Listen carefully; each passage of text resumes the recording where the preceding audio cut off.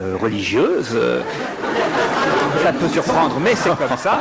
Mais si, c'est vrai, ne riez pas, monseigneur. C'est Patrick Fontre. Eh ben, savez-vous pourquoi j'ai été baptisé? Parce qu'on ne m'a pas demandé mon avis.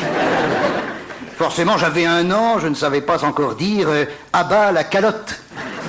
J'ai fait mes 3 années de catéchisme et, ma foi, je trouvais ça assez agréable, jusqu'au jour où j'ai cessé de croire au Père Noël. Puis j'ai fait ma première communion solennelle, dont je garde un excellent souvenir, à cause de la montre qu'on m'a offerte. Vous savez qu'à l'époque, dans les années 50, la montre était le cadeau traditionnel pour les communions. Quand un copain n'avait pas de montre, on lui disait « fais gaffe, tu vas aller en enfer ».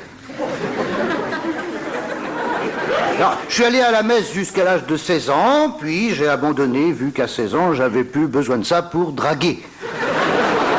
Ah oui,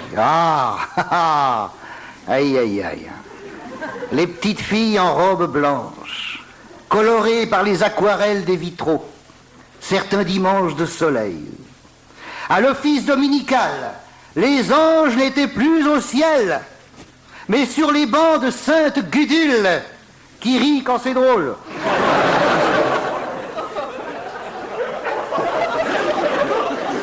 Oui, des anges blonds, des anges bruns, des anges roux, des anges frisés, aux rondeurs frémissantes, sous des chemisiers dont l'échancrure laissait voir un crucifix en or.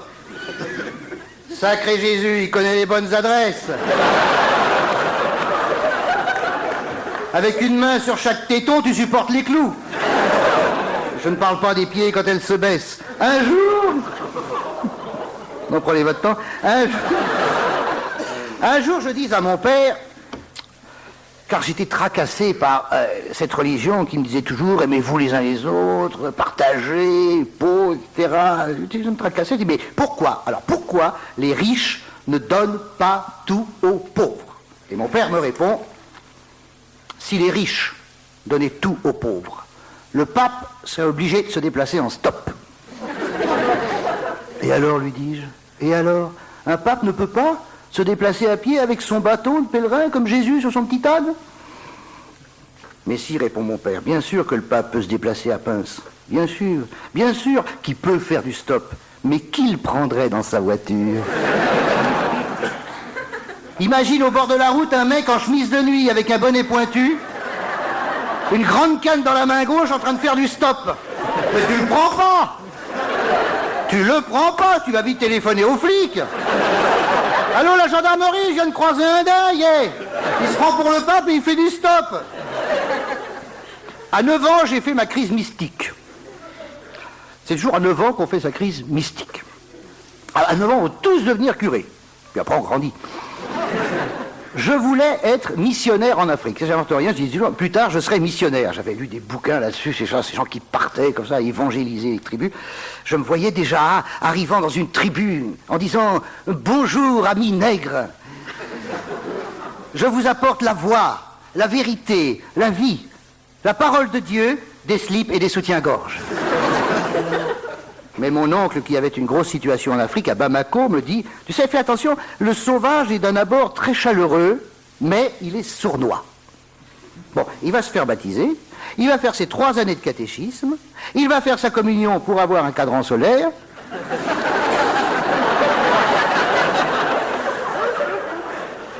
Et après, il va bouffer le missionnaire pour le repas de communion.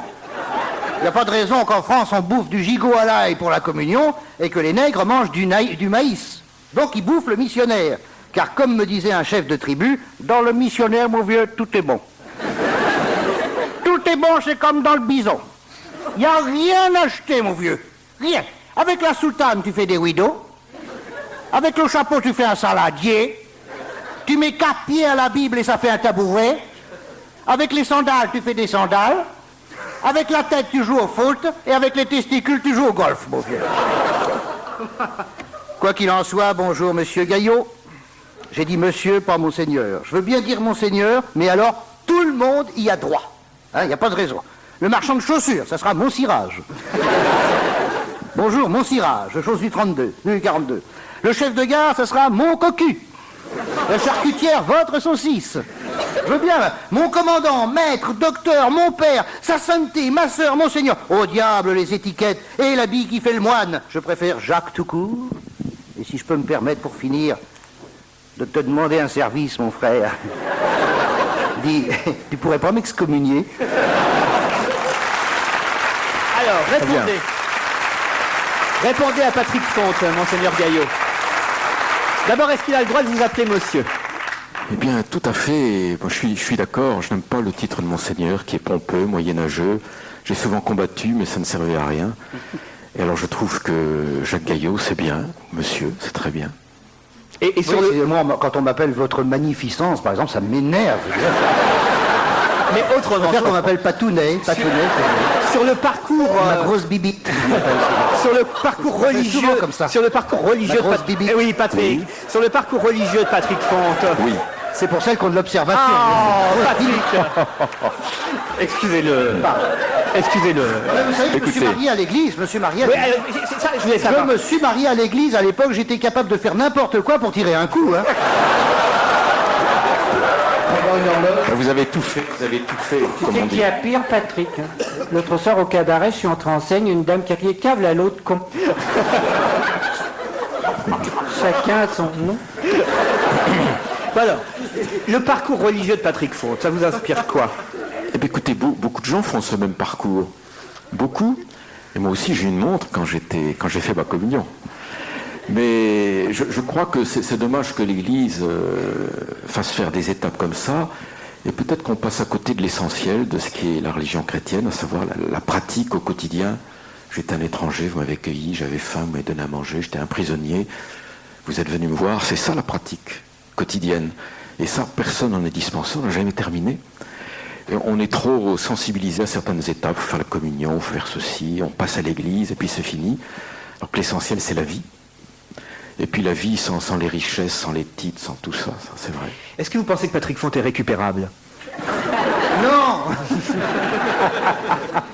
Mais bien sûr, il me précédera aussi dans le royaume.